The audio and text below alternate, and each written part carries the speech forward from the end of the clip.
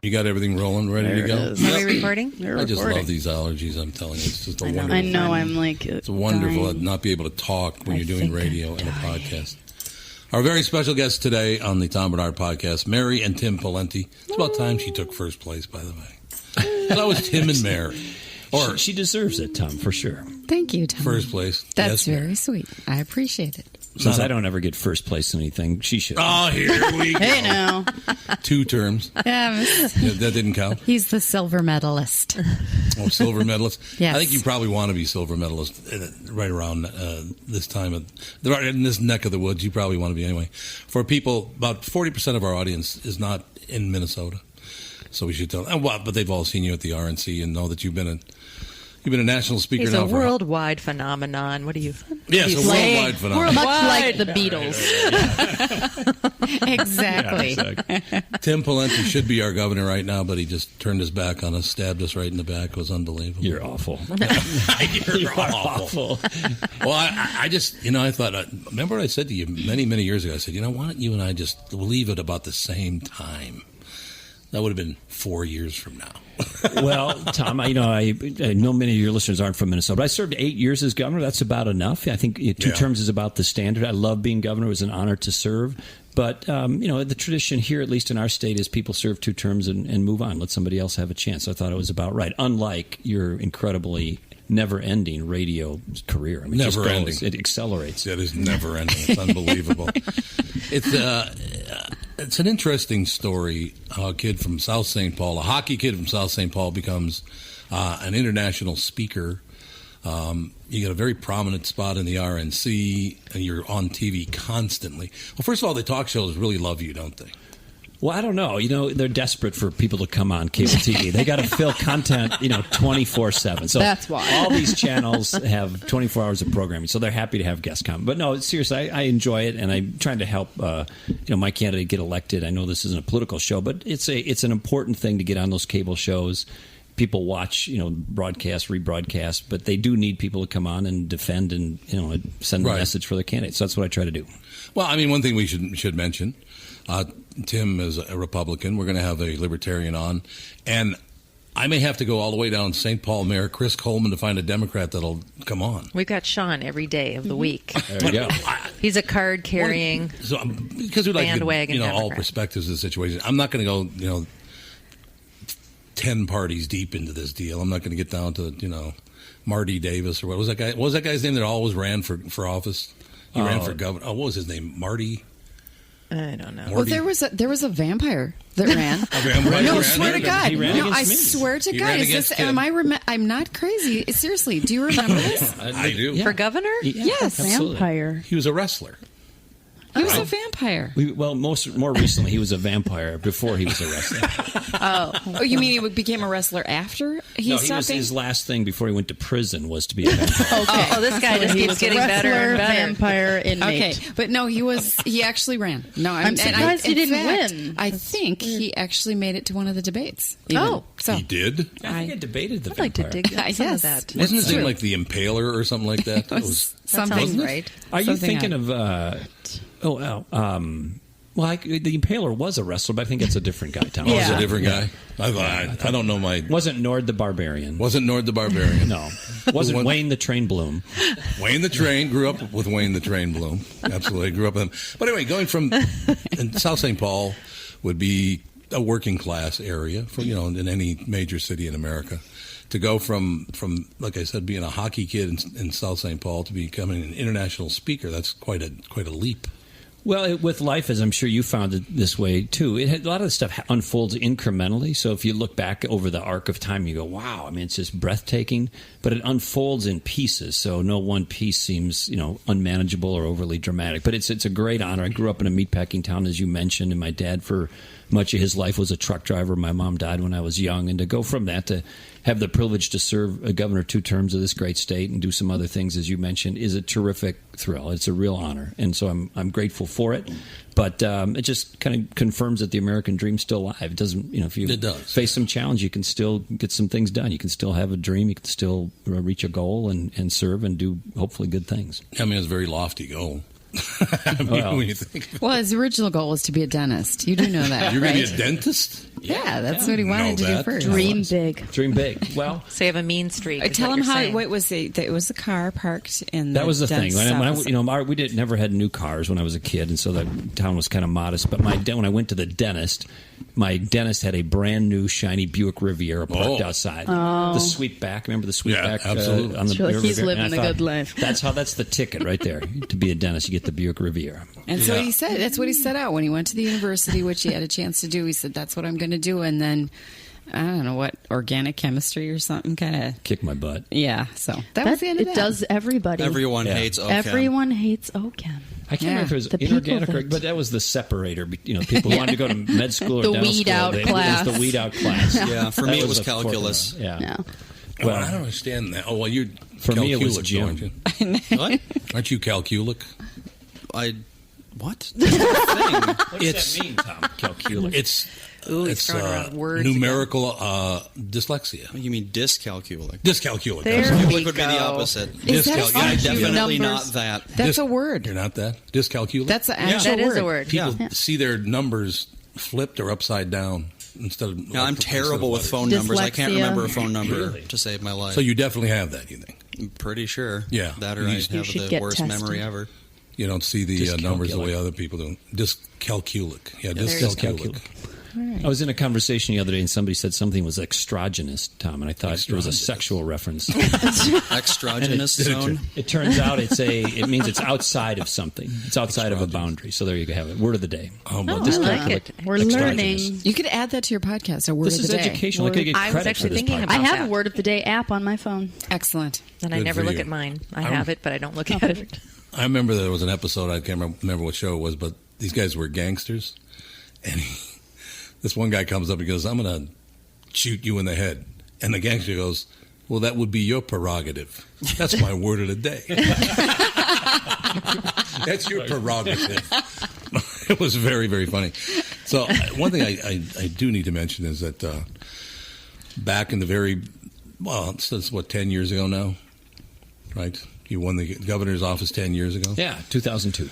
So I was just sitting around one day and listened to all the candidates who wanted to run for governor, and I just decided that even though I had met you, I think, before, but I didn't really know you. I knew you, but we weren't friends. Well, should we tell the urinal story? Yes, we should tell the urinal story. no. This is a true story. He'll only tell it once. He'll promise not I'd to like to repeat hear- it. Yes. Well, all good friendships start in an interesting way, and Tom and our friendship is built on the foundation of a urinal. And, As most are. I'm at a golf club, and we're playing at a charity or event, and I'm in the bathroom looking ahead as men do when they're doing their business at the urinal, and I notice somebody's to my right, and I say, "Ever played this course before?" And of course, Tom's voice is indistinguishable. You mean distinguishable? Yeah, very There we distinct. go. There you go. Another word of the day. Dyscalculic. So he starts talking, and as he's talking, I realize it was Tom Barnard. So then we both back away from the urinal when we're done, and I was going to shake his hand, and he's like, I don't think so. So then we went to the sink. So that's how we met. That's how we met. That's exactly right. Very memorable. Why don't we wait to wash our hands, then we'll shake hands. Exactly. Yeah. So, that's how we met. And then I was sitting around on the show one day, and I literally didn't think I thought that much about it, who I was going to endorse, because back then they allowed me to endorse people. Not since then. It was But- the last time. you were going into the convention for the Republican candidate, and I started talking about you and the fact that I endorsed you, and then the next time I saw Tim, you had won the endorsement, obviously, and then you won the office, became governor of the state of Minnesota, and Tim came to me and said, is there anything I can do for you? I mean, we didn't really talk about the endorsement. Just is there anything I can do for you? And I said, yes, there's something really important you can do for me. Invite my mother to the governor's residence for dinner. Remember that? Absolutely. And you did absolutely. You said, we'll get that done. One thing I needed to say very quickly, Toots, my mother, loved Tim and Mary Pawlenty. I mean, adored them. She did. But she told Tim many times, "I'm sorry, I'm a Democrat. I'll never vote for you, but I love you." Remember that? Well, I remember your mom fondly, Tom. She was a sweet, sweet, sweet woman, and one of the great things of our time in the governorship is having to meet some wonderful people. Your mom is at the top of the list, and we had enjoyed her company. She was funny. She was irreverent. She was so proud of you, and I know you miss her. We miss her, and it was great to get to know her. It was a treat to have her to the governor's residence. She was unbelievable. Yeah. And she kept, remember that, so we're at the governor's residence having dinner. Andy, you didn't come that night. With your mom? Were you there? I've never been to the By the mansion way, with your mom, too. We had her there more than once, though, because we had her there for like a brunch. We had her there for dinner. Yeah, she was a regular. She Hang had a room. Yeah, no. She'd show up. So I can't remember what the conversation, but we're sitting in the residence of the governor of the great state of Minnesota, and I was talking about something, and my mother looked at me and said, "Why don't you shut up?" Drunk again. Just what everybody wants Why to don't you say. just shut up? It's like, okay, Mom. You got it, Mom. You got to love a mom who does that. Yeah, there's I no get that doubt a about lot that. from this. So it's become a situation where the Pawlentys and Catherine and I and the kids, of course, have become very, very good friends. I try to tell the truth on the podcast and not kind of cover anything up, but we're actually very, very good friends. What? Catherine's over there. The truth. Okay, No, the truth part, not the whether he always tells the truth. Yeah, All right. nobody always tells the truth. So we don't need to name any names, but there had to be some people that you were forced to hang out with that you didn't really want to hang out with. Like I said, no names. Oh, yeah, I'm sure. Well, Mary's like, I'd like to address that. It's radio. You have to speak. You can't make facial expressions. Yeah. It was a good facial It expression. doesn't show Well, I will afterwards. make an observation, Tom, and I call Is it he's jumping to my the rescue. human That's condition. good. So people always Okay. look at politics and say, how can you be in politics because there's this kind of jerk or that kind of jerk or these kind Right. of people or problems in politics, and I'll get to talking to them about, well, tell me about your job, or and they'll say, well, I work at a big company and my boss is a jerk, and somebody got a promotion, it was unfair, and it was based on personal allegiance. So they've got every place. If you get enough people involved, whether it's a business, a church, a golf club, any gathering of folks, there's going to be small p politics. That's true. So the stuff that happens at the legislature and Congress just ends up in the newspaper. The stuff that happens at the local, manufacturing plant that's quote unquote political just doesn't show up on the news. Right. So you have in humans, you have a range of behaviors. If you get a big group of folks together, some are going to be inspiring, great, generous, kind, team oriented, and others are going to be difficult. It's the nature of life. It's the nature of people. I say a group over 3 is kind of like that. Looking around the room, we got double problems. There got 7 people in the same room. Yeah, I'll tell you what. No, Yeah. You're absolutely right. And Tim is very generous when he talks about that. It's just the stuff of life, and that's not. I have a view that in politics it's slightly skewed, though, because the nature of people who end up participating often there is just a cross section of folks, and there's a batch of them. It's a challenge. I mean, I think it's to Tim's credit to be able to be patient with that. Most people wouldn't have the staying power year after year after I know I year wouldn't, with the cross section of folks in politics, and some of whom have a very narrow agenda. Some have, there's a batch of folks that I just think it's to his credit that he was that patient for that long. That is a perfect answer to my question, because I'd feel the same way. It's like, oh my God, how can you do this? It's like being an engineer on a podcast or a radio station. I don't know how they can do it, because it would be so frustrating and drive me so crazy that I just could never. Andy's got it. Andy's got it covered. Andy's got it. Well, I don't have to do all that wiring and everything that's done for me, so that helps. Also interesting, I think, for our Catherine and our children. Alex was 13 when you became governor, and Andy was 15. And I think to be able to see what being a governor is all about, to me, the governor when I was a kid was like, oh my God, he's the governor. It's like, whoa, it was a very big deal. I mean, it still is a big deal, but as a kid growing up, you're like, oh my God, the governor. And I, of course, in North Minneapolis, never got anywhere near a governor. I did see Hubert Humphrey once coming out of a tippling house, but that was a difference. Did he have a suitcase full of money? Might have. They did find him with that suitcase full of money. That was like $200,000 or something back in the 50s or 60s. But anyway, but I mean, Alex and Andy, getting to know the governor at such a young age, it just seemed normal to you, I suppose. Yeah. Yeah. It just seemed like it was part of life. Hey, Well, it might have helped Yeah. that it was, that Tim is who he is, because there are Yeah, some that's people that I think might make it would have a different feel to that, but I Yeah. think it seemed normal. Well, I spent about half the time when I first went to your place playing with the dog, so that kind of...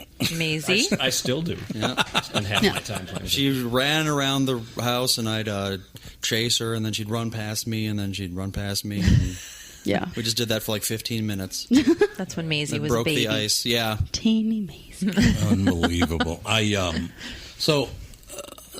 the reverse of that question is your children, from the time they were very, very young, grew up around a lot of very powerful and very famous people, so they just consider that to be normal, I suppose. Well, I was pregnant. I was literally 9 months pregnant when he was sworn into the legislature the first time.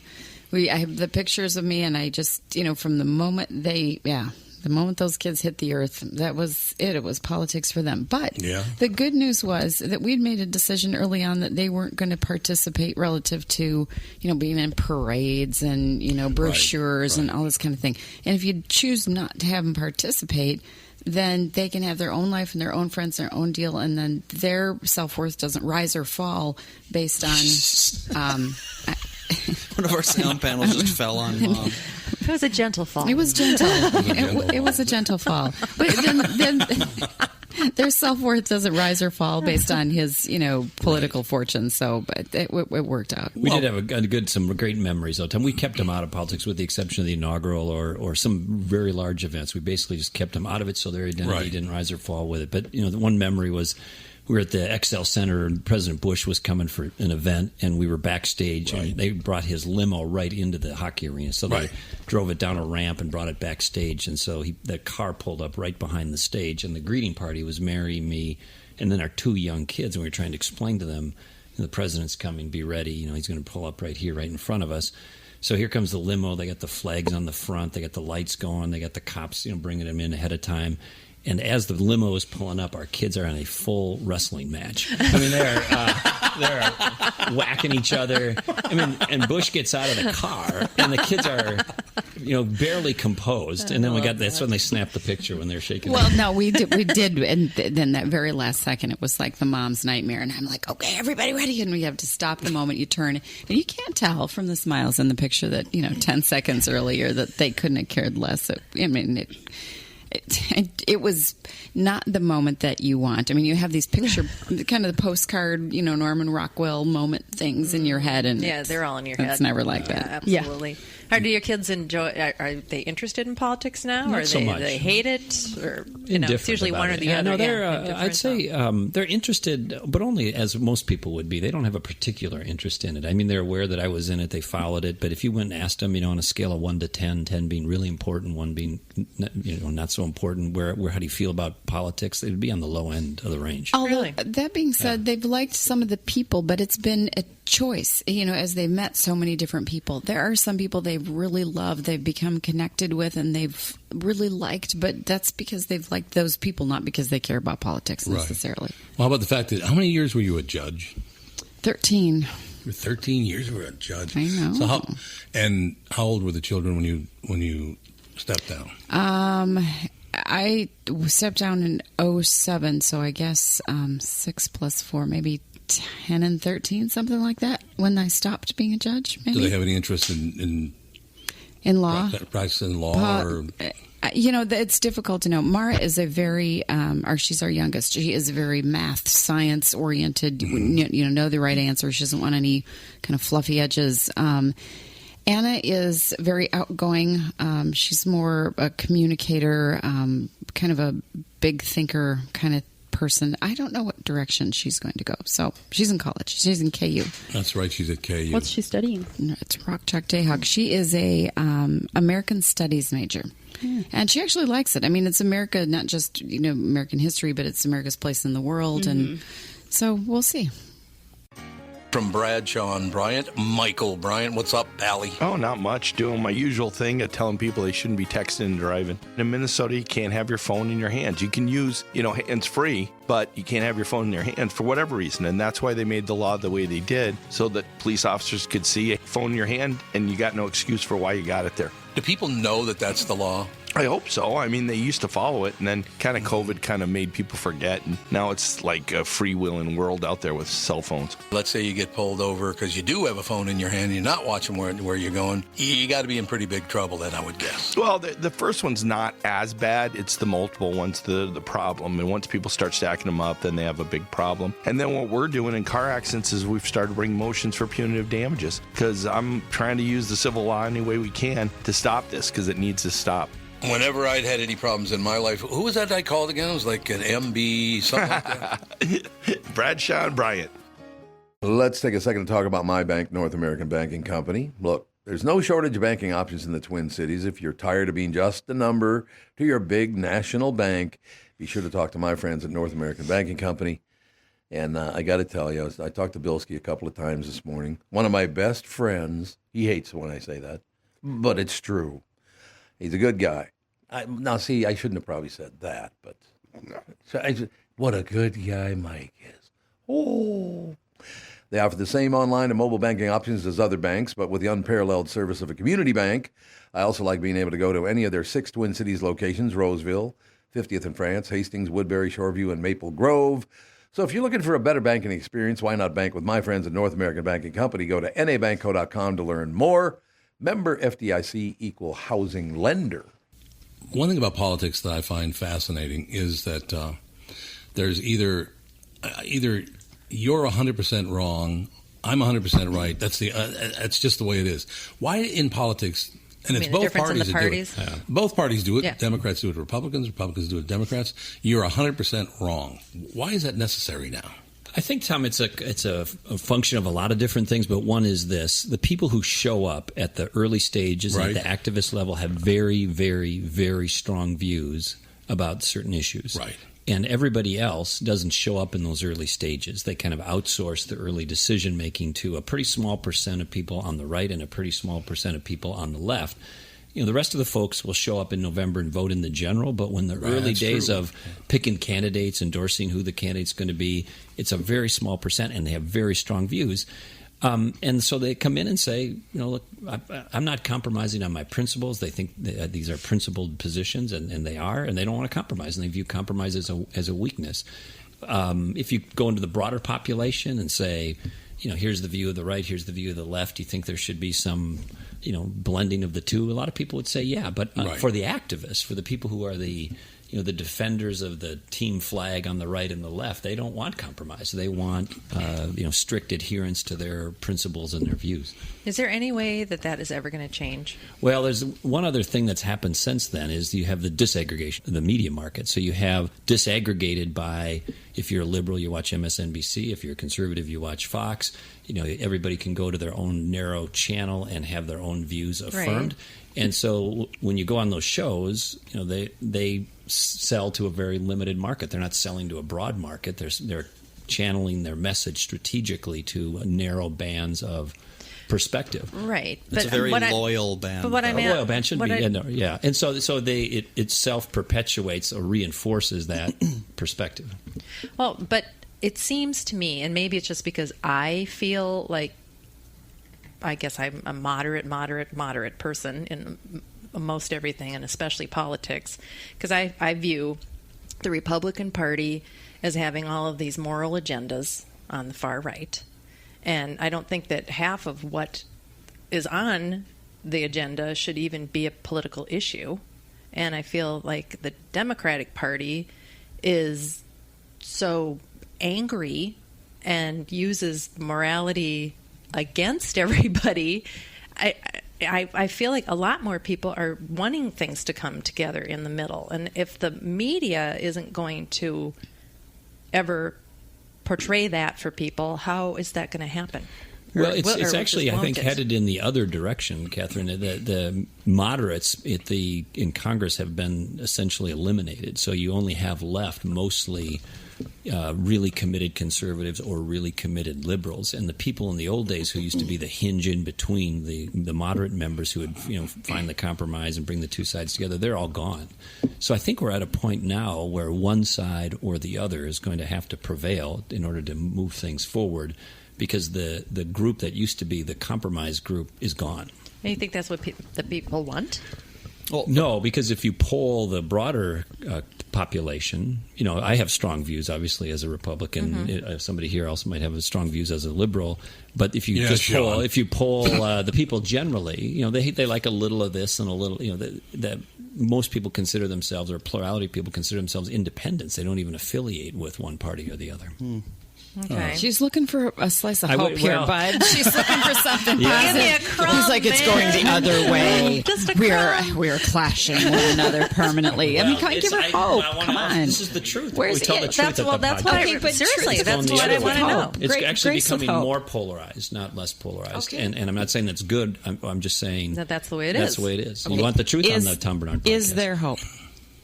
Sure, there's always hope. Okay, sorry, Catherine. I was trying to help you, girlfriend. A lot of the I problem appreciate is the way that people are wired, that we get an endorphin rush when we hear someone agree with our views. Right. So if you're very political, if you're moderate, you're basically going to disagree with everything each party says because they're so polarized. But if you agree with everything one party says, you get that rush.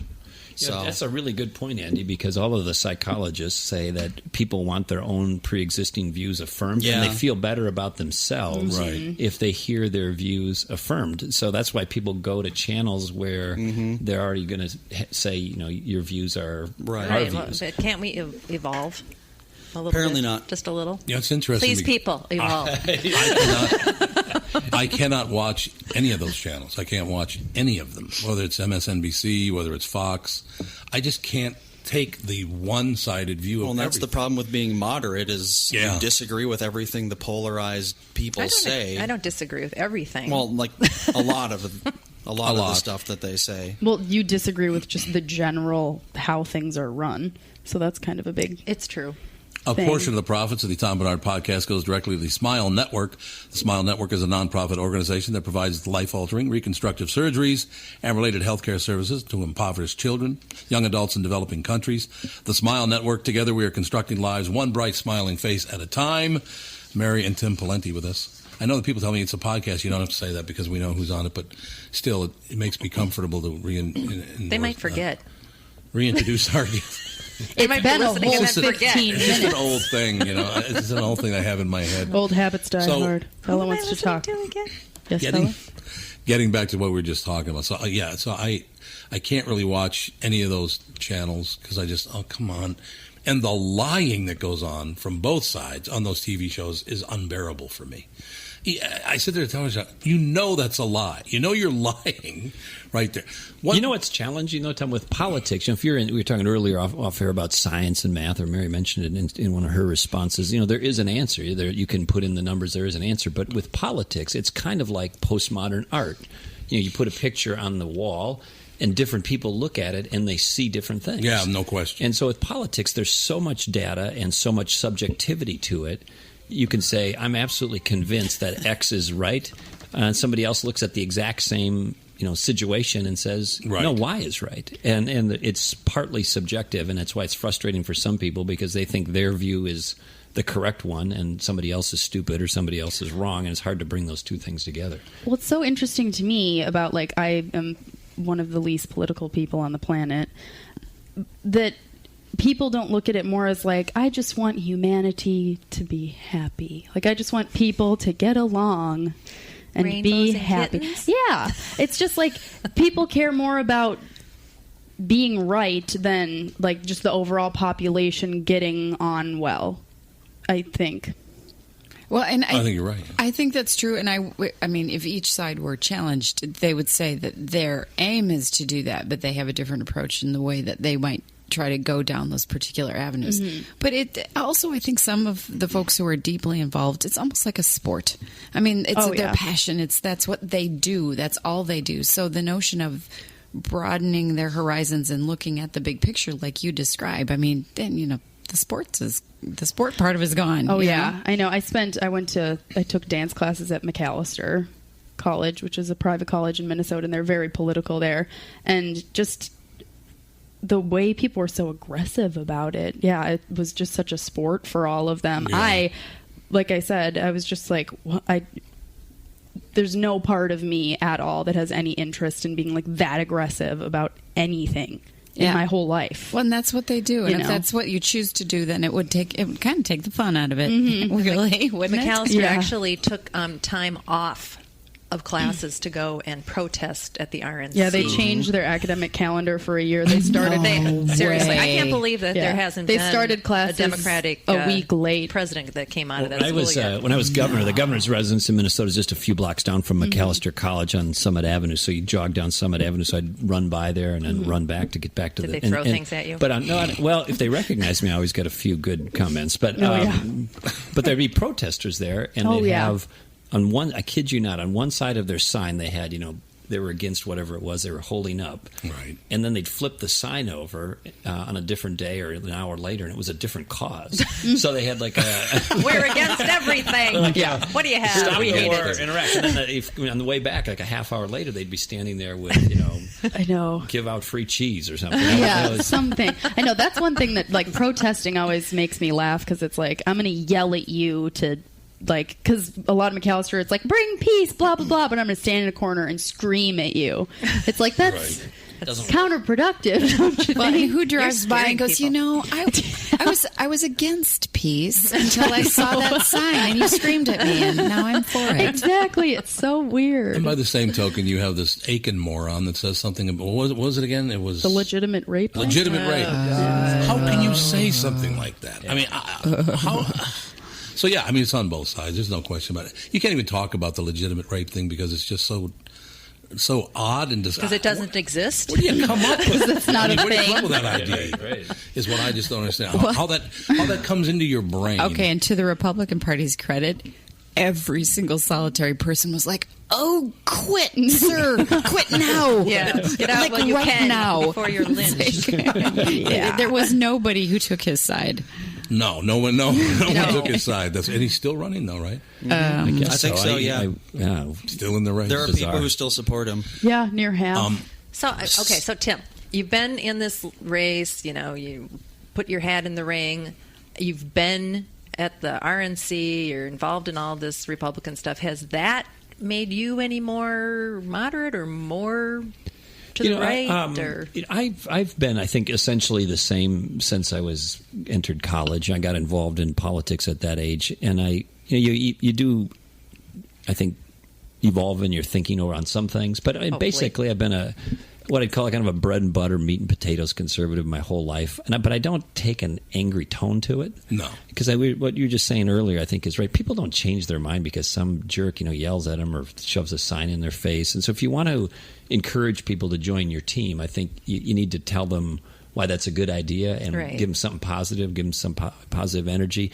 But when all you see is angry people yelling, I don't think that's a persuasive, to me at least, it's not a persuasive way to go about it. But to answer your question, I've been basically conservative my whole life and haven't changed a lot over that time.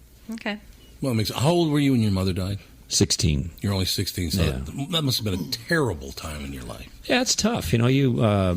My dad was, like I said, a truck driver, lost his job not too long after my mom died. And so you're sitting there. We didn't have a lot of money. Mom's gone and dad's unemployed. And you're like, this ain't going to end well.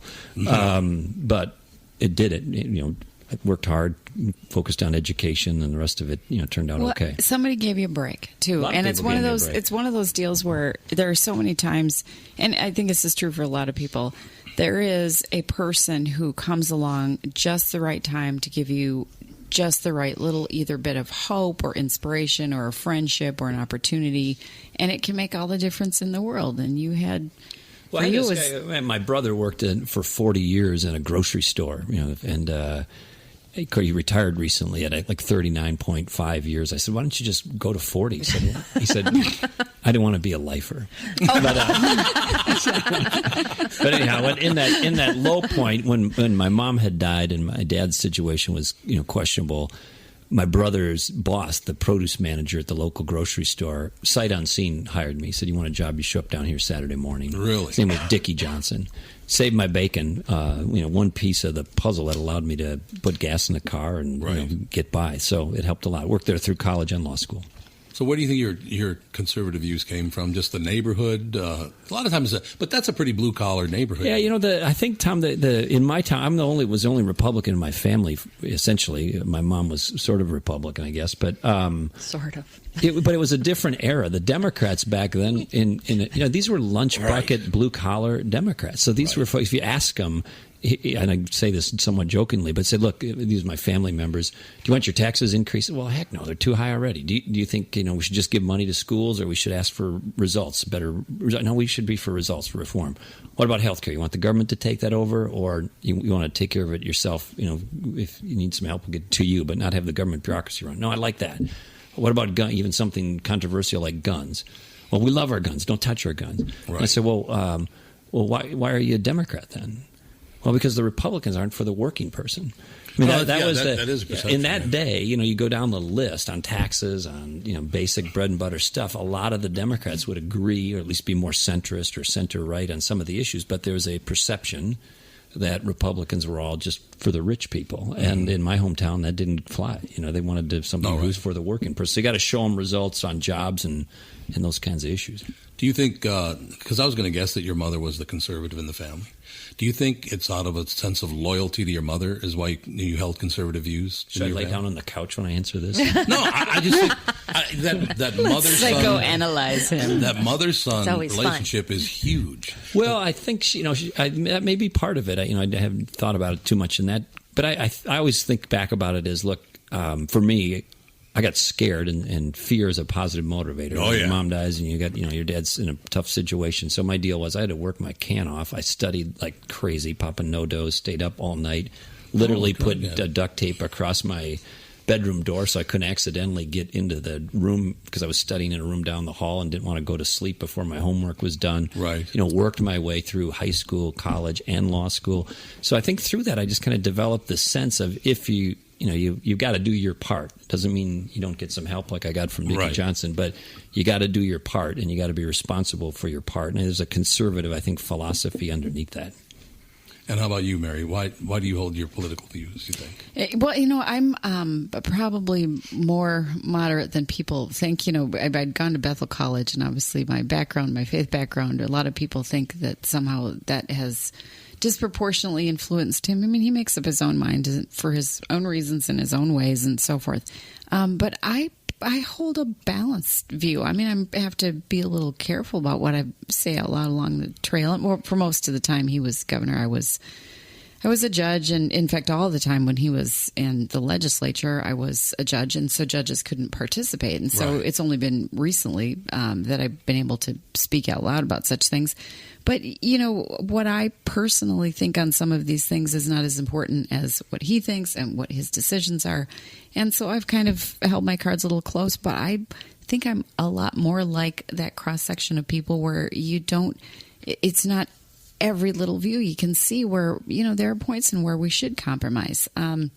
So I may even, I will say this out loud. All right, Tim, sorry, we're on a podcast. He's going to reach over and just put his hand right in front of my mouth. Kill the mic right now. But I'm going to tell you right now, there are a few things about the Ron Paul people that make sense to me. Yeah, I know that sounds a little, it sounds crazy, but he's a libertarian, and libertarians have a general view of wanting the government to go away. And I am just not a fan of the federal government. The idea that they grew to this enormous monster and try to tell everybody what to do. Biggest business in the world. Yeah, it's like, back off, federal government. So that part of me, I see that libertarian part. So I'm kind of a mix, I think, or more of a mix. My thing, on the libertarians, I know you're going to have a libertarian guest coming on in a few days or soon, but their view of trying to reduce the size and scope of government, particularly at the federal level and spending, I support that, obviously. But then they get into a few areas that do cause me concern. For example, Ron Paul said in a national televised debate, it's okay to legalize heroin. Well, I don't think that's okay. Well, of course not. I mean, I didn't say I agreed with all of Ron Paul's points. Actually, heroin, if it's used in the proper manner, is the best painkiller in the world. Well, you can and they say that can't about even a use lot it. of They drugs. can't use it in hospitals, which I think is kind of stupid. But I think he was talking, if I understood his comments correctly, Catherine, not for pain relief prescribed by a doctor in a medical setting. He was talking about retail. So that's different. I think he was probably going for the more like, if you want to do heroin, that's your choice. I guess, kind of the thing. other thing he said was, and they have a very limited view of America's view when it comes to security and national defense beyond our borders. So he thinks it's okay and it's not our business for Iran to get a nuclear weapon. In my view, Iran gets a nuclear weapon, it changes the Middle East, it changes the world.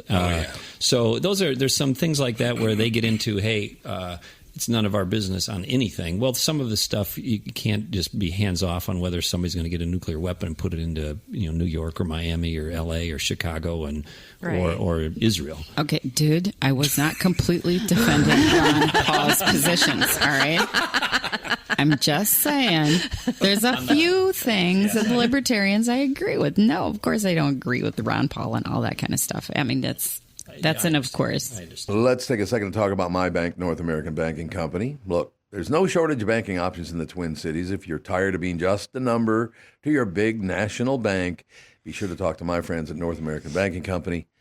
And I got to tell you, I talked to Bilski a couple of times this morning. One of my best friends, he hates when I say that, but it's true. He's a good guy. I shouldn't have probably said that, but what a good guy Mike is. Oh, they offer the same online and mobile banking options as other banks, but with the unparalleled service of a community bank. I also like being able to go to any of their 6 Twin Cities locations: Roseville, 50th and France, Hastings, Woodbury, Shoreview, and Maple Grove. So if you're looking for a better banking experience, why not bank with my friends at North American Banking Company? Go to nabankco.com to learn more. Member FDIC, equal housing lender. Does thinking about retirement make you uncomfortable? Sometimes the anxiety for wondering if you've saved enough can be overwhelming. But what if I told you that you could ease those tensions in just 48 minutes? My guy, Josh Arnold, Mr. Money Talk, can sit down with you and get you on the right track for your financial future. Josh has navigated it all when it comes to uncertain market and economic conditions, and he'll always provide straight talk. Never sugar-coated advice on how to reach the finish line with your retirement goals. Don't let your financial worries give you an ulcer or keep you from calling Josh right now. His 48-minute no-obligation consultation could be just what you need to feel better about your future. Call Josh today at 952-925-5608. Set up your free 48-minute no-obligation consultation. That's 952-925-5608. Investment services offered by Josh Arnold Investment Consultant, LLC Security Investment Advisor. Past performance is no guarantee of future results. All investments must involve risk. You know that. All comments and opinions of Josh Arnold do not constitute investment advice. I am a paid endorser. South Dakota is one of the most business-friendly states in the country, and there's no better place to settle down and take advantage of these incentives than in Sioux Falls. As the state's largest city with a metro population of over 290,000, Sioux Falls has low business costs with a high quality of life. There's no state, corporate, or personal income tax, no inheritance tax, and no limits to what your business can achieve. Sioux Falls, South Dakota was recently ranked number 1, the number 1 best small city for business and careers by Forbes magazine, which is very important. The number 2 best business, best state business for tax climate, the whole deal, by the Tax Foundation, as a matter of fact. And the number 5 top state for e-commerce by Nexus. As one of the Midwest's fastest growing cities, Sioux Falls has a robust growing job market. No matter where you are in your career, you have an opportunity waiting for you. So here's the deal. Our city's tax-friendly climate and strong workforce don't go unrecognized. Forbes named Sioux Falls one of the top small cities for business and careers each of the last 15 years. In 2020, Sioux Falls also ranked as the number 4 best city for young professionals. How does South Dakota stack up against other states? We rank 2nd in the nation for the lowest cost of doing business, the most business-friendly state, and the best business tax climate. And as South Dakota's biggest city, Sioux Falls is at the center of these benefits. Now is the perfect time to make your move to Sioux Falls. Visit SiouxFallsDevelopment.com. Okay. I just meant there's a few things. I will just say, generally the size of the federal government, it's too big, and it tells us what to do too much. Yeah, So I would that's like okay. the government to run more like, a good Windows program. We know you get on the computer and it just works. But it was a Republican I don't want it changed that. screaming at me all the time and telling me what to do. That's a great metaphor. I mean, people. Thank you. Good job, convenient. Mom. You can use that. I will. Yeah, And I will. Yeah, and he will. He will. Next speech, I swear he will use that. It's a good Yeah, one. there you go. Use a metaphor. No royalties. It was a Republican that changed that, though, because it was Abraham Lincoln. basically a lot of states wanted to secede from the Union and had every right to secede from the Union. And he all of a sudden said, no, you can't. You can't secede. He's the one who brought... So now you're criticizing Lincoln? I am. What's happening? I am. Oh, my gosh. Well, here's the problem that I have with all that. George Washington. George Let's Washington. talk about this guy. But the federal government was put in place to aid and assist the states, state by state. They were not put in a position to run the whole show. It was never intended to be that way. Well, that's this. Everybody says we're a democracy. Well, technically, we're a democratic republic. We are an aggregation of states. We're a aggregation of states, and the U.S. Constitution says those things not expressly reserved to the federal government should be reserved to the state. And there's a balance. And over the years, over the decades, over the generations, the federal government has sucked up more and more and more power. And it gets back to what Mary was just saying. There's a lot of people, this is part of the Ron Paul movement I agree with, the federal government is too damn big. It is just too damn big. Well, I mean, how many people are employed by the federal government now? It's just an enormous number. Bajillion. A bajillion. Well, okay, that answers that question. Very accurately. You were speaking about the fact that we're going to have a libertarian on. Was it next week? I think so. Is there a Democrat that you and don't say Al Franken? Just don't even waste my time with that. Because I also Sean started to cry several years ago. There. I love him so much. He's got such a kind face. I also endorsed Amy Klobuchar years ago on the front page of the Minneapolis and St. Paul newspaper. Never heard a word from anybody in her office. And I thought, ungrateful really? Wench. So I kind of step out and endorse a Republican, endorse a Democrat. Never even heard from, and you'd think an aide would have picked up the phone and said, you know what, that was really nice, thank you. Why? What is that? And it actually was in the newspaper that you... Yes. Oh. Well, that must have been just an oversight, Tom, I would think. I don't know. It's kind of like Bob Barker not being on The Price is Right. He said that was an oversight. I loved it when Bob Barker and Happy Gilmore almost went at it. It was close. Is there a Democrat in the state that we could invite on the show? I mean, is there somebody you suggest that might hold a more moderate view? I mean, obviously it's not going to be Amy Klobuchar because she didn't even respond. You know who's a fairly, by Democratic standards, who's a fairly moderate Democrat is Colin Peterson. He's a congressman from northwestern Minnesota. He's viewed as one of the, he fancies himself a blue dog Democrat who's somebody's willing to be more centrist when it comes to fiscal issues. So, I guess put him on that list. I've never met him, but I've heard that Keith Ellison is a nice guy. That's what I've heard from a number of people. Well, Keith's political views are way, way, way opposite mine. But, yes, but at least interpersonally, he's always been gracious to me when I've interacted with him. Well, and it's Amy Klobuchar as same thing. I mean, you may not agree with her politically, but she has consistently been a really decent, really nice person to both Tim and me throughout the many, many years. That's what I understand. And so, I mean, we are going to get a Democrat on. I just have to figure out who that might be. The only one who ever speaks to me you is... have to hand pick one because they're scary. No. John's just shaking his head over there. He's just shaking his head.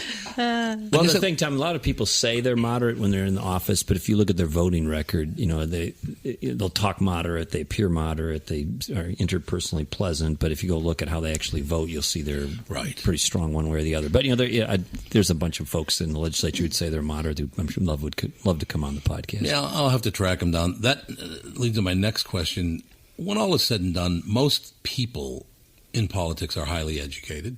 Would you agree? They're all lawyers, aren't they? Well, they're No, actually, that's interesting, Kathy, because the old stereotype was that most people in the legislature or Congress are lawyers, and actually it's become a very small percent now. I did and not know the that. number one category of people who are serving in the Minnesota legislature, I believe, is still current or former public employees. Really? Yeah, because they get a legal leave of absence, a right to a leave of absence to go in the legislature without any risk to losing their job, and they get to keep their seniority and their benefits, and they created a law that allows state employees to go do that, and they get a second pension. Well, that's at the state level. How about the federal level? Also, it's still there's I think more lawyers proportionally than at the state level, but the percent of lawyers who serve in the legislature and the Congress has shrunk compared to 20, 30 years ago. Interesting. I did not know. So, assuming these people, Mitt Romney, a businessman, but a politician as well. But I have to believe I don't know either one of these guys, whether it be Mitt Romney or President Obama. I can't believe that either one of them is not, a decent enough guy to sit and have a conversation with, have a beer with, and go, that's interesting. You'd gain something by meeting both of them. So to demonize either one, to me, is what's disgusting. They're probably both great people, I would assume. Well, they just have different views. We have a democracy, and people always come up to me and they apologize before they say something that's against what I believe. So they'll come up at a restaurant or movie theater and they'll say, I'm a Democrat. I'm sorry, but blah blah blah. I don't like your position on tax. I say, look, that's why we have a democracy. Right, you get to decide what you believe. I get to decide what I believe. That doesn't mean we can't have a reasonable conversation. It doesn't mean we can't like each other. It doesn't mean we can't respect each other.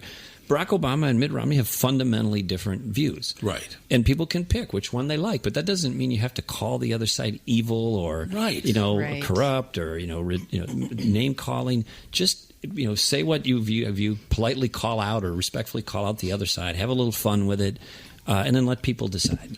It doesn't need to be we're perfect and the other side's evil. Do you think the reason that, because I lost a bet to Paul Walzer, Paul? Sure, yeah. He's a local car dealer.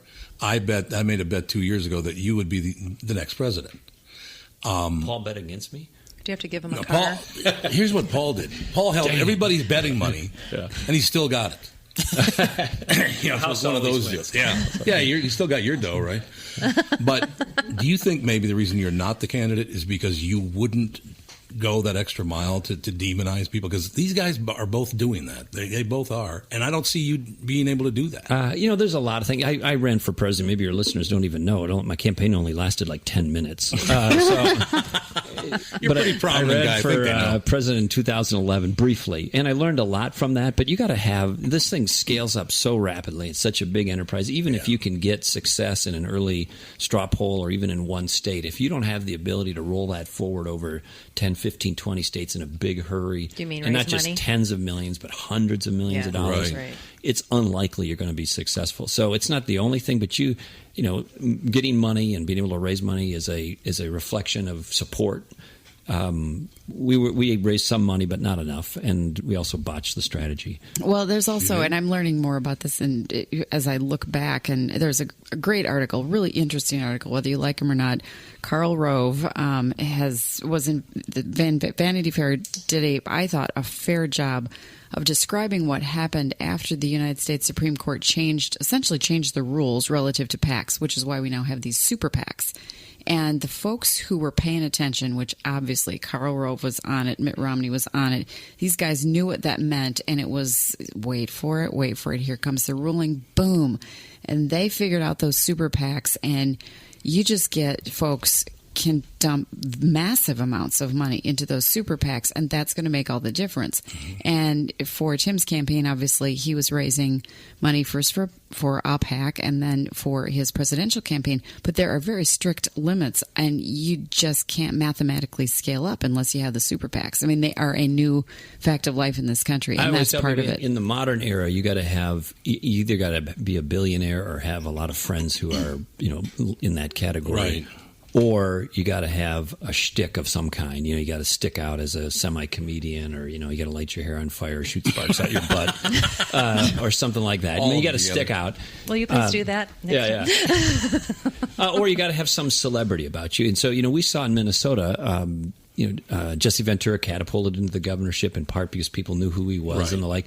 I wouldn't doubt in the future that you'll see maybe not Donald Trump per se, but somebody like Trump that the country already knows, has a celebrity status about him or her, has access to money. I could easily see somebody like that in the modern era using the super PACs, but also the people's focus on celebrity catapulting into one. I wouldn't be surprised if you see somebody like George Clooney run down the road. I mean, yeah, that would make sense. Well, that's the thing. When I was like, I just don't understand why. I was like, I've known Tim Pawlenty for a long time, and he's such a lovely person. His wife's so nice and stuff like that. Like, why he didn't go any farther in the presidential race? And they're like, he doesn't have enough pizzazz. I was like, why do we care if our president has pizzazz? Like, seriously. I'm like you were saying, like, set your hair on fire, blah, blah, blah. It's like, why is that such a big deal? I don't understand why it needs to be like, oh, his hair's really nice. Because we live in an ADD era. I'm voting for him. I think people want to be inspired, but they also want to be entertained, and it's a really important point because it's a really important. And charismatic leaders can be inspiring, but they can also be dangerous. I mean, you can get people who can give an entertaining presentation, but also, not have the ability to deliver underneath it. And so if you can go up and give a great speech and people, the success of the speech is measured by how often somebody claps or, whether you get laughs. But then the point is, once the speech is over, you got to go do the work right, and get the job done. Right. And there's a difference between being an after-dinner speaker and being president or being governor. And, there's two different skill sets there. I know, and it's kind of worrying in a way. Yeah, I understand. Because, being around politicians now for going on 30 years, I guess, it'll be one thing.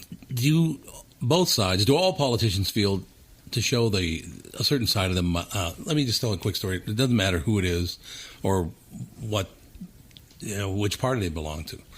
But I have a friend who was a United States senator, and I got a call from this guy who, his wife is the spokesperson for a certain disease, right? We're not naming names here, apparently. Well, I know. I want to keep it.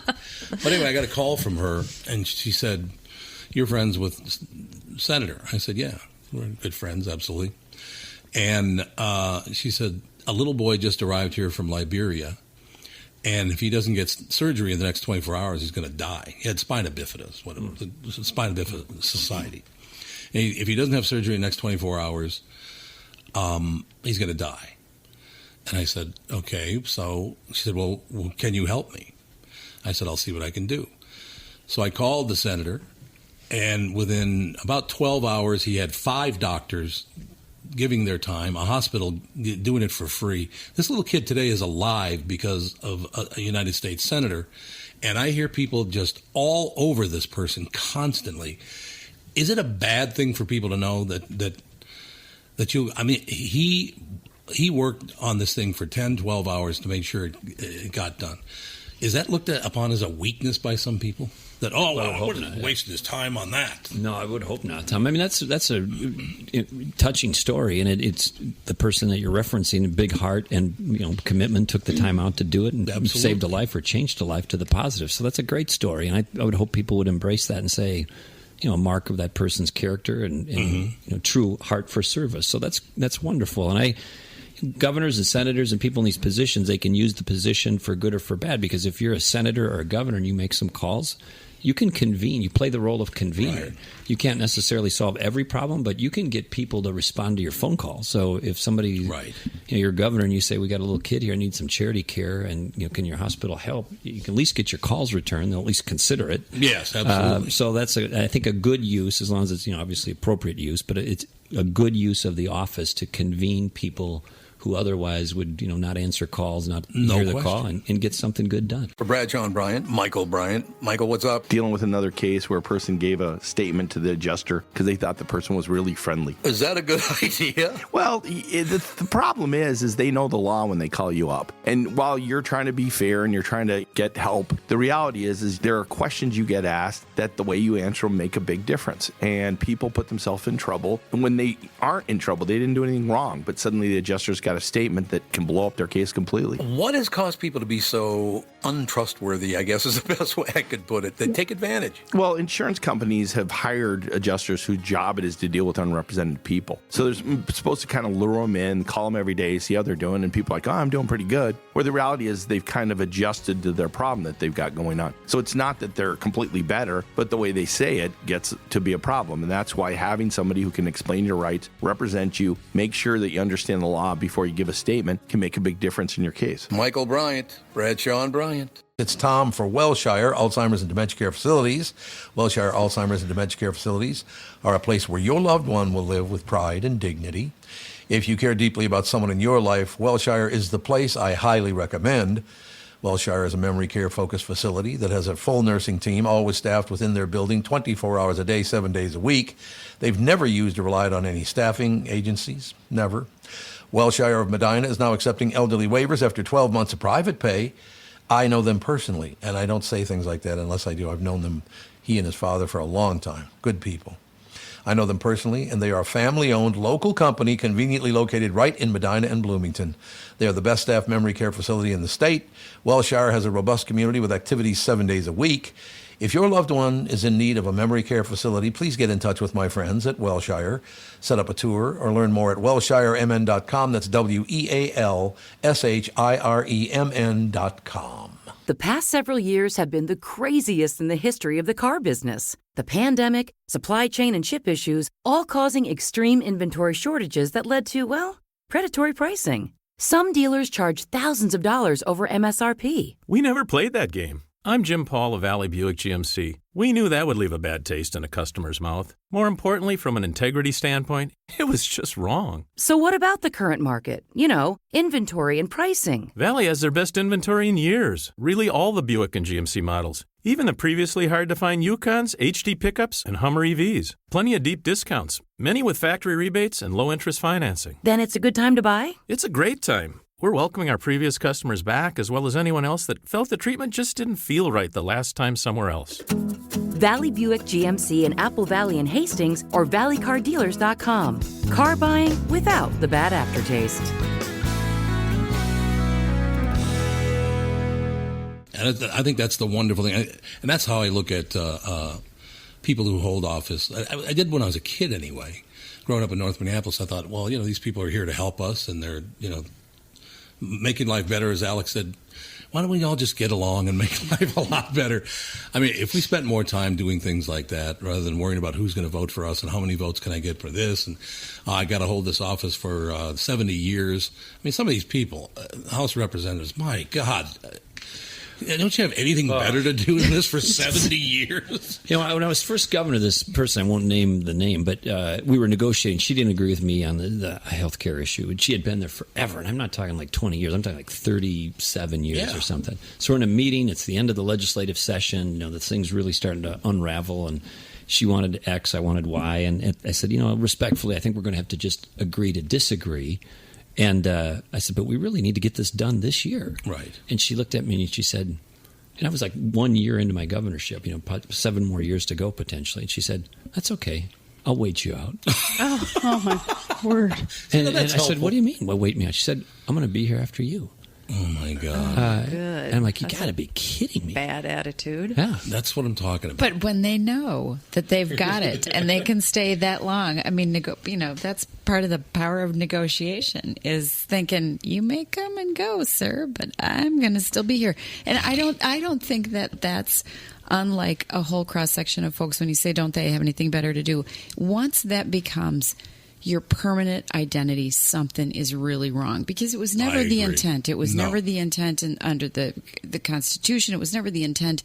Anybody. We were all supposed to be, the government by the people, for the people. I mean, we collectively choose folks to go represent us, and we assume at some point they go back to their regular life. But some people never do go back to their regular life, and then they hold that so close because that's what matters to them more than the service that they were supposed to be giving in the first place.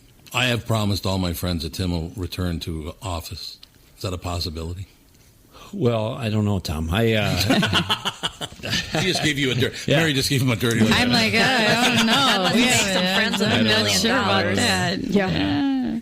We'll see. We'll see. That's a good way to win it.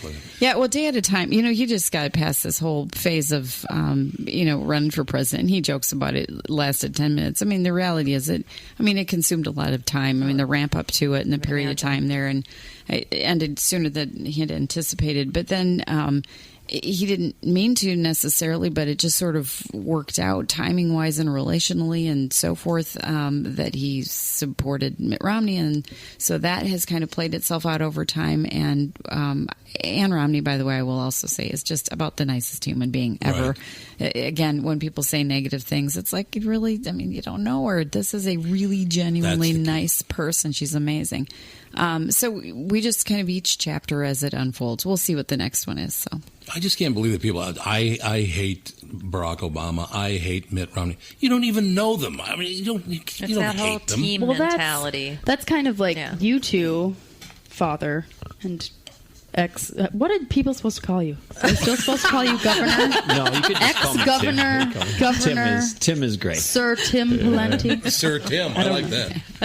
Well, because it's like when Miss America, and there's an ex-Miss America, you're still supposed to call her Miss America. Oh, really? Even it goes I think down you are that still supposed low. You're supposed to call him governor still. No. I know. You are? I know he has. No. Very, No, I mean, he's there like, is- call him there this. is And definitely yeah. there is really. Aren't you supposed to be governor Yeah, for you're the rest governor of time? for the rest of your People life. sometimes do that as a courtesy, but it's not required or expected. Oh, I thought Yeah. it was. Yeah. Okay. He's so Minnesotan. He's so modest. Oh, shucks, golly gee whiz. You don't have to call me that. Of course they do. They call him governor or senator. I think those are the two that they do kind of just.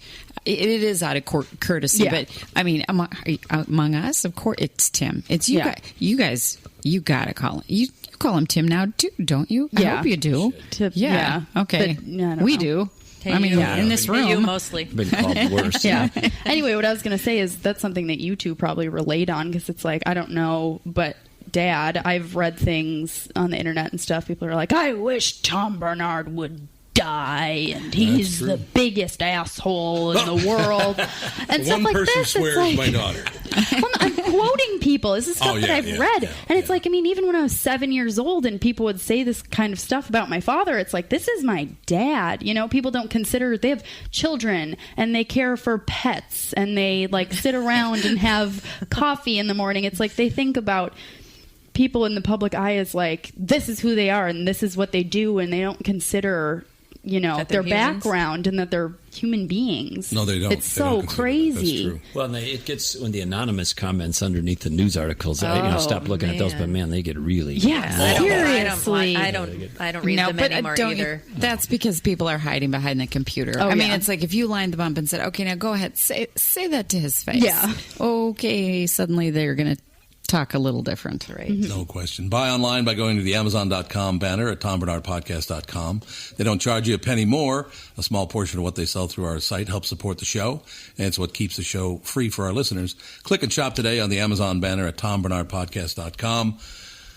One way to wrap this up, I remember, I guess it's probably now 6-7 years ago, you were a guest on our show. You were on the phone, and we were just kind of talking. You were kind of wandering around the residence, I think, when we were talking.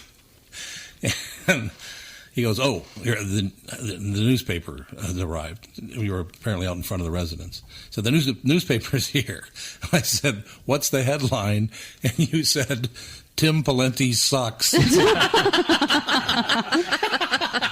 Yeah. Yet again. There's a lot of days like that. I will never Every forget that as long as I Tuesday. live. Yeah, That's the headline.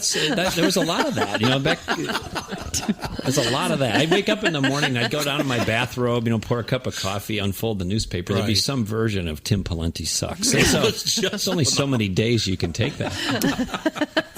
Well, thank you so much for spending all this time. We kept you far too long here, but Delighted to do it. So, in closing, Mary brought it up earlier. Catherine brought it up, and Alex as well. I know we're severely divided in this country, but for people like us in the middle, I mean, it would really be nice if we could kind of somehow reach agreement on anything. I mean, just one little thing can we agree on? Well, I think the good news is the hope maybe that Catherine was looking for earlier is it no longer is going to be optional that you're going to have to find a solution because the math is the walls are moving in. It's become a mathematical necessity. Right. You cannot continue to do what we're doing now much longer before it implodes. Right. So even the politicians will soon be forced to find some solutions that they otherwise wouldn't normally embrace.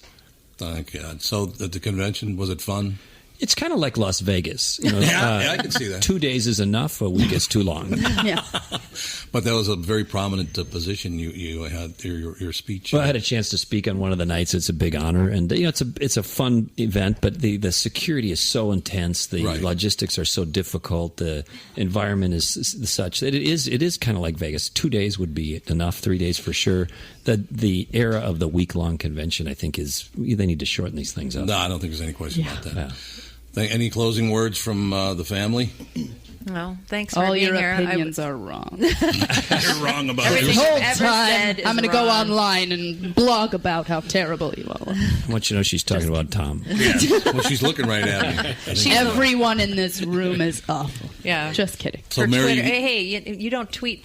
I looked you up today and followed you on Twitter today, and your last Twitter was what, July? tweet. Tweet? Whatever. Sorry. Yeah, I don't do that much. I used to do that with, when I was in politics. And somebody the other day asked me to be on LinkedIn. I said, man, I don't want to be on LinkedIn. I want to be linked out. Yeah, Linked it's- out. Would it be nice if you tweeted about being on the podcast? We'd appreciate that. Well, I could. I don't know if I have many followers Well, left. that's I'll kind do- of the, Yeah, you do. Like- I do. Over yeah, 76,000. like Barack Obama constantly is on Twitter and stuff like that. And Yeah, I'm he like, is. don't you have like other stuff to be That's doing? not him. You can do. No, you can that's do not that. him. You can tweet about being Yeah, on, I can. on I'll this. tweet. Yeah, We'll yeah. tweet. I'll update Because my... we definitely. I just think it's nobody's ever had access to you like this, to both of you. I don't think I've never seen it actually. It was always very, very political. So to know the real people, I think it's fascinating. Well, yeah. What are you doing nowadays? Just spoke at the RNC. You know, I'm I know, but I mean- I'm working on a bunch of business stuff and then helping Mitt as a volunteer. Okay. Yeah. And Mary? Well, I mediate. you are? So, see, I Okay. bring peace, Catherine. Yay. That is what I do. Thank you for that. I bring people together adore you. who are otherwise in conflict. No, I love mediating, and we have a bit more time now to be able to focus on.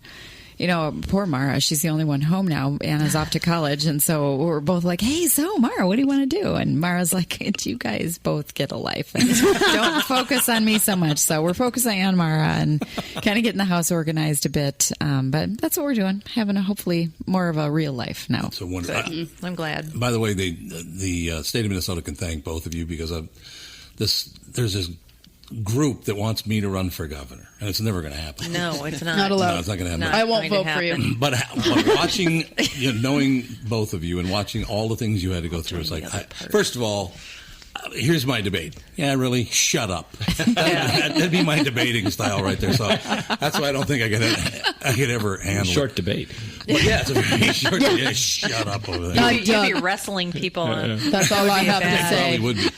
But yeah, watching things that you went through, I just it's tough to put your family through that, but we're grateful that you did. It was an honor to do it, Tom. We went in eyes open, and it does come with some tough moments. But look, as Mary always said, we did it as volunteers. Nobody made us do it. We wanted to do it, and we made some positive differences. But people can choose to stay out of it, choose to get in. I think if everybody who's got talent says get out, stay out, then you end up with the goofballs running it, and we got too many goofballs as it is. Yeah, and I'll tell one more quick story. Being on the phone with Governor Pawlenty. You were standing on the corner of Victoria and Grand Avenue in St. Paul. And I'm talking to you on the phone. You're on. I said, what are you doing? Oh, we're all here. The whole family is here. And it might have been on Grand Day. Grand Old Day? Grand Old Day. Day. It might. Yeah, it's day. It's one day. Oh. Yeah, but in any case, so we're on the phone and there was this little disturbance. I said, what was that all about? And he said, this guy came over and swore at me right in front of my children. And I said, so what did you do? And he said, well, as soon as he walked out of earshot, I muttered to myself, I'd like to beat the hell out of you. Because the guy was very vulgar in front of your children. So Dad came out immediately. You obviously couldn't you could physically beat the guy up, but you couldn't do it because of the office you held. But You should have just done it. Yeah. Chris Christie would have done it. I don't Chris think I could Christie do would it. have been like, I'll tell you what. Get him right in there. Thank you very much for your time. It was wonderful having you on the show. You can't solve every case for your kids, but with Greenlight, they'll have the instincts and the money skills to stay out of trouble. With a Greenlight debit card and money app, parents can monitor spending and teach financial responsibility. It's an easy way to guide kids as they grow, from earning allowance and tracking chores to learning how to save and even invest. Start your risk-free Greenlight trial today at greenlight.com/Wondery. That's greenlight.com/Wondery.